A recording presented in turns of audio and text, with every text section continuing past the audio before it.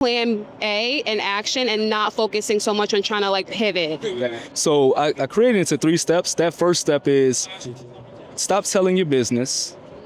When you tell your business, that's when everybody's going to surround you and wait for something to occur. This is Janae, and I'm with the Creators Edition, and we are here at CultureCon today. We want to hear from the people. We want to know what culture is like for them, how it impacts their creativity, and what to look forward to. So come on. Who do we have here today?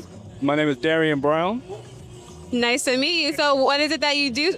So I'm the owner of Collegiate Greek, where we meet streetwear into the divine eye. Oh, nice. So how did you get into that? So it all started during COVID years, where I wanted to upbring the fashion industry with street clothing. But me personally, I get tired of wearing huge letters, me being a member of Kappa Alpha Psi.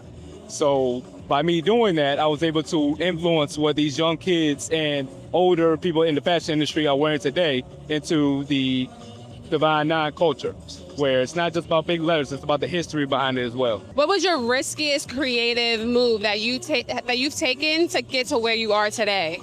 So it's really about putting all your eggs in one basket, where I met a good brother of mine. So it's me and my business partner. The only time we actually met is twice in the past 4 years. Everything has been about over the phone, FaceTime calls, DMs, IG messages. So it just came with a lot of trust, and with that trust, it turned to a 6-figure business into streetwear.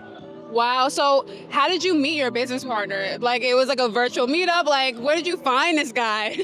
So pretty much I found him on Instagram, where he started selling shoes. He lives in Florida. I live in North Carolina. So I just sent him a DM. I said, hey, I can help you get shoes. We're both into the sneaker culture. So I had connections, he had connections, and we just intertwined that way.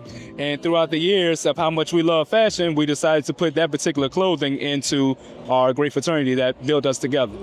Nice. I love that. So what would you say is something that can empower other creatives to collaborate with other creators? Like, because for you, you were able to find someone. Like, give us what we should do in order to find that like space to find other creators. So pretty much it's about, do not be afraid to send a message. So when that powerful message that I sent to him created into this 6-figure brand, it just meant that put all your eggs in one basket. There's no such thing as a plan B if you're really focused on plan A. So No, I love that. And you speak about a lot about putting your eggs into one basket and you having just like sticking to that plan A. How do you maintain that? Because a lot of people, mistakes happen and people derail, or there's other people that may have like similar ideas, and so you see someone else and they're doing the same thing and they're doing quote unquote better than what you may think that you should be doing or anything. How do you maintain that mindset of just keeping that plan A in action and not focusing so much on trying to like pivot? So I created it into 3 steps. That first step is stop selling your business. When you tell your business, that's when everybody's going to surround you and wait for something to occur. But that's the thing. You never know when it's going to occur on your own, because you put all your eggs in one basket. Right. The second thing that I realized is you have to take that risk into building yourself in general. Lastly, one main thing that always keeps on my mind is you have to. What's that last third step that I had?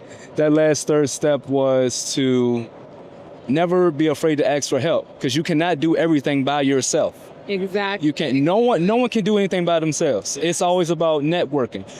The more you network, the more people get to know you. But you have to keep it a boundary, but they still know you as a person.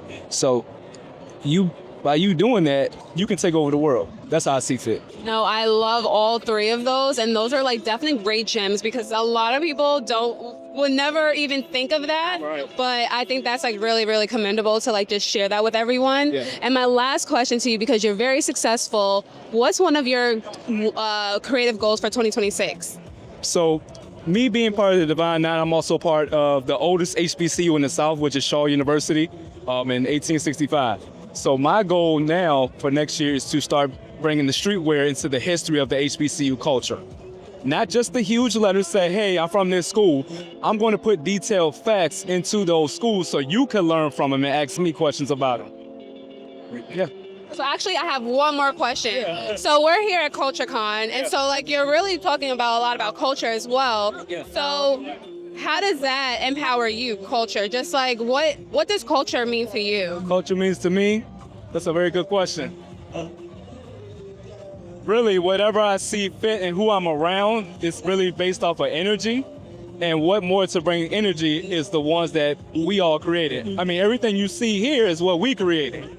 I mean, it could be down to the shoes, it could be down to the music, it could be down to just about anything that actually comes from us. So why not be a part of that?